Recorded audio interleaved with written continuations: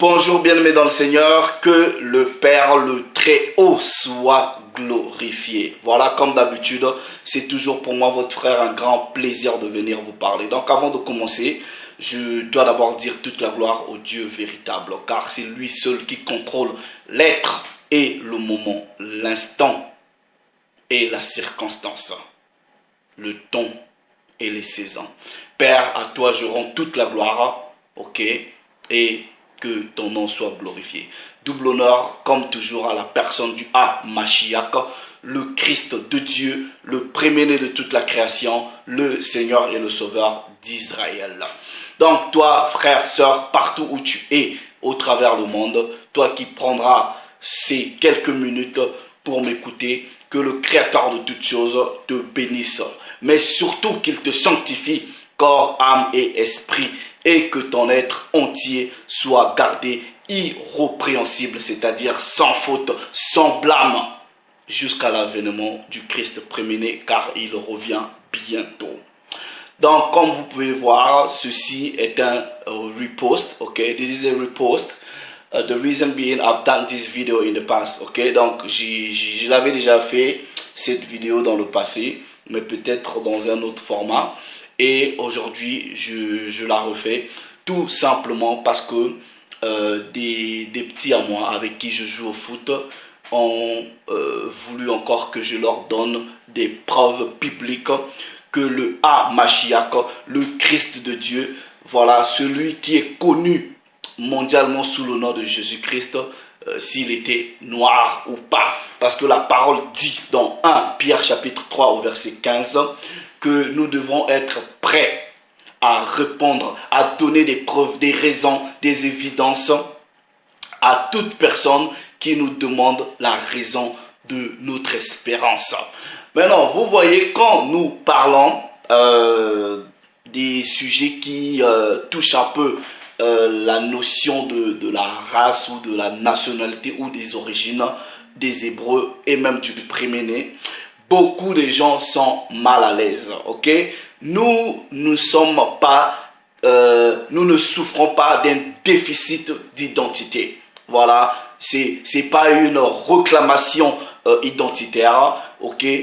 Tout simplement, c'est une vérité biblique, historique, ok? Donc, vous pouvez pas prétendre vivre une foi qui n'est pas basée sur ce que l'histoire, la science, l'archéologie et même la Bible confirment. Ok? Donc, une foi responsable, c'est une foi que vous pouvez retrouver dans les évidences qui sont bibliques, qui peuvent être archéologiques, scientifiques. Vous voyez, cette Bible, cette parole est un livre historique. Donc, les faits se sont produits dans un contexte donné, sur des terres données, sur des circonstances données, ok, qui sont vérifiables, retraçables. Donc, nous allons aller seulement dans la parole. Comme vous pouvez voir le titre, Jésus, le Fils de l'homme, confirmé noir selon la Bible et vos propres biblistes. Je ne crée pas de Bible. Voilà, je n'ai même pas encore, j'ai même pas besoin, je sais même pas, j'ai même pas encore écrit même un livre sur les histoires de Dieu, voilà, sur les histoires bibliques, tout simplement parce que on a tout à disposition. Donc ici, comme vous pouvez voir, c'est des Bibles et des dictionnaires bibliques. Donc nous allons aller lire dedans pour voir ce que vos biblistes eux-mêmes ils disent, hein, ok? Donc voilà, je commence avec celui-ci, la traduction de la Bible, Tob, traduction écuménique de la Bible.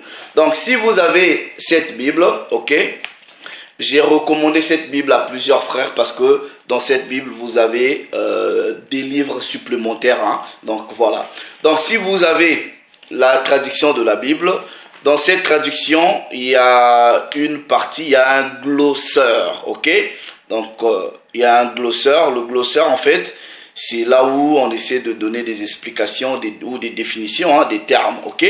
Donc, je suis dans le glosseur de la traduction de la Bible Tob, ok. Maintenant, je vais aller dans une expression, ok. L'expression fils de l'homme, fils de l'homme. Donc, selon les explications de la Bible Tob, ok, selon leurs explications, ils disent fils de l'homme. Ma caméra elle n'est pas terrible, mais bon, bref, fils de l'homme, ok, vous pouvez vérifier. Il est écrit par rapport à l'expression fils de l'homme, ok. On dit l'expression le fils de l'homme apparaît toujours dans le Nouveau Testament comme prononcé par Jésus lui-même. Dans de nombreux cas, il est évident que le titre fils de l'homme, que le titre lui servait à se désigner lui-même, à se désigner lui-même. Donc, selon le traducteur de la Bible Tob, il dit l'expression fils de l'homme, et Jésus lui-même utilisait cette expression pour se désigner lui-même. Voilà, on est là dans ce closer-ci, dans cette Bible qui dit que Jésus utilisait cette expression pour se désigner lui-même.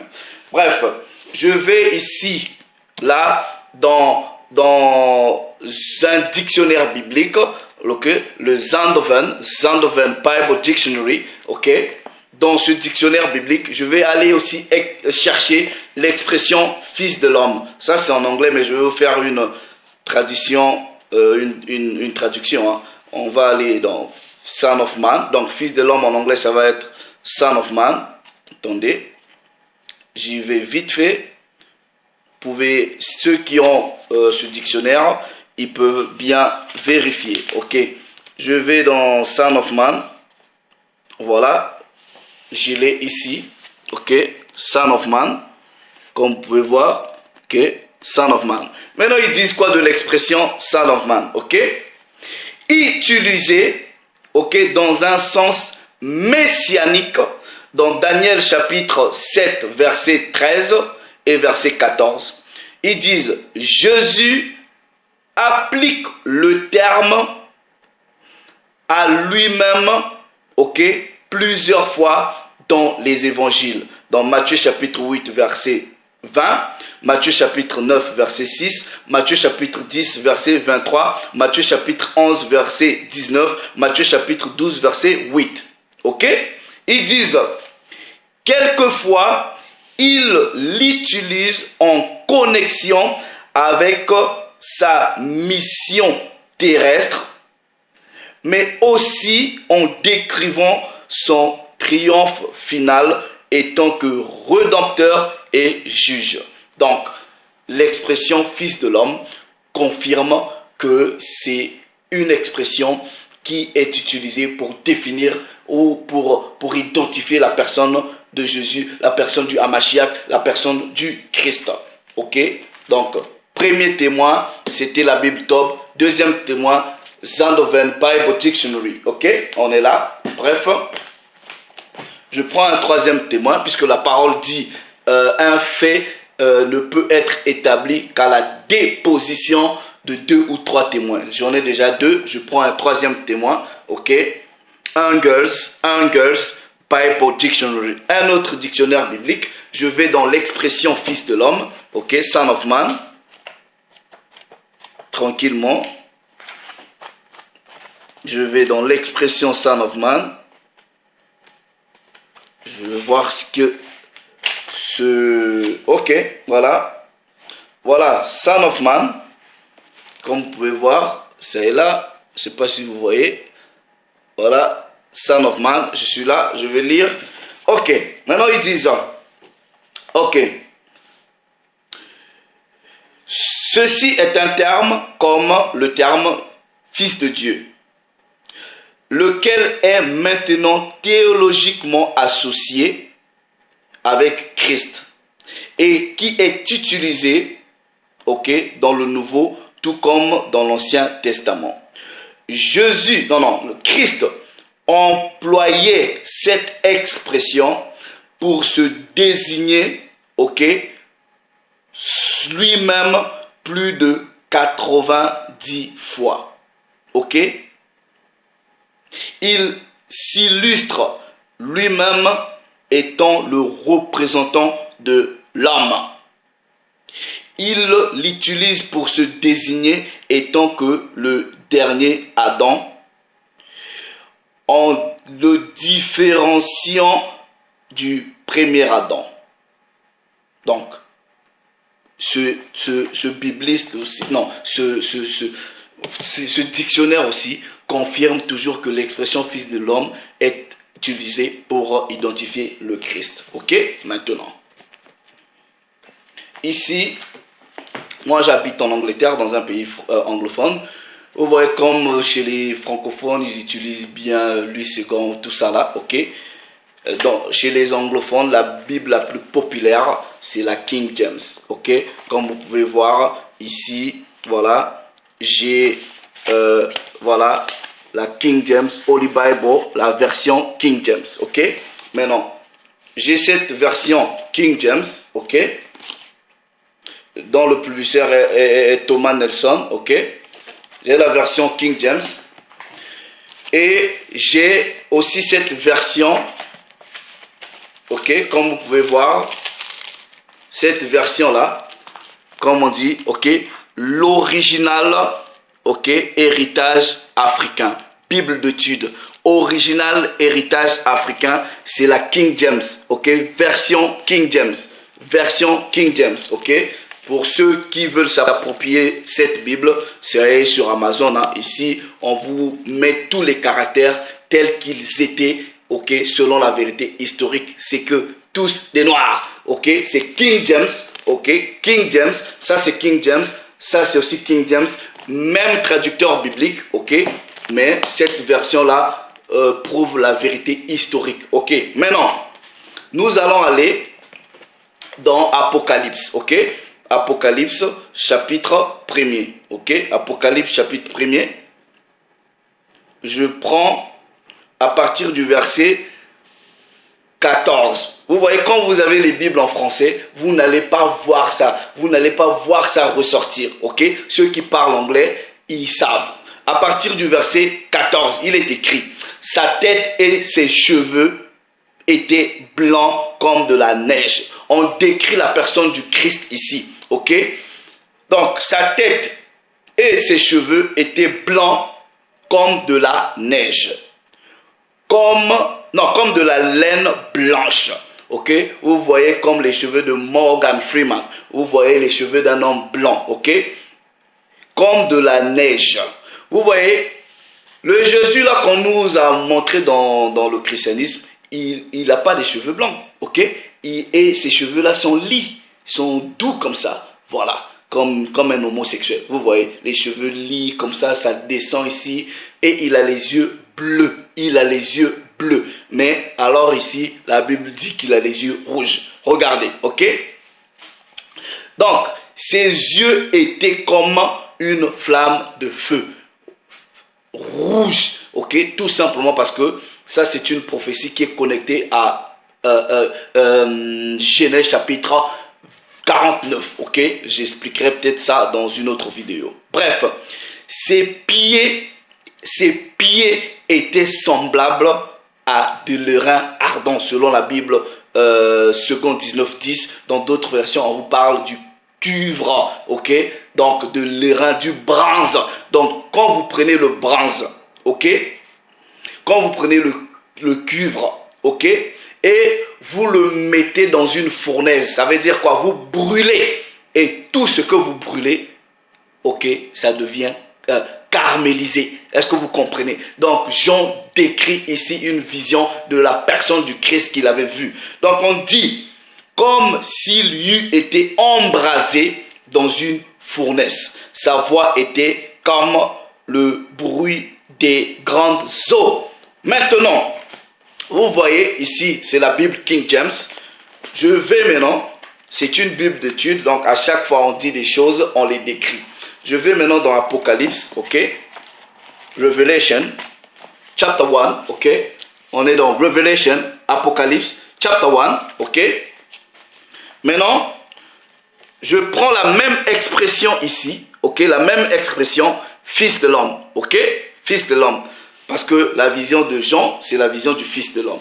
Maintenant, regardez comment est-ce que eux, ils expliquent l'expression fils de l'homme. Ils disent, selon le traducteur de la Bible, King James, ok, King James, j'invente rien, j'ai jamais écrit une Bible, voilà, King James, il dit, selon l'expression fils de l'homme, il dit, Jean ici, dans Apocalypse 1, ok, décrit pleinement une référence de l'Ancien Testament. Cette référence-là, c'est l'Ancien des jours qui est retrouvé dans Daniel chapitre 7, verset 9. Qui avait des yeux, des cheveux comme de la laine pure. La laine à l'état pur, c'est on lissait comme ça. Ce que vous dites crépus. Donc voilà, on lissait. Crépus. De la laine pure. Jean voit des caractères physiques. Des caractères physiques similaires à une figure messianique. À une figure messianique. Ici, c'est-à-dire dans Apocalypse chapitre 1, ici appelé maintenant fils de l'homme, qui a des cheveux, ok, blancs comme de la laine pure, aussi blanc que la neige, en ajoutant que ses pieds étaient comme du bronze poli ou caramélisé ou raffiné. Regardez maintenant, ok? Ça, vous allez être choqués. Il dit, King James, la Bible King James dit, ok? Les Européens et Américains blancs, regardez bien, blancs, ok? Selon cette Bible, traducteurs des Bibles, ont intentionnellement réduit, ok, réduit cette description, ok, de manière à minimiser les caractères physiques négroïdes,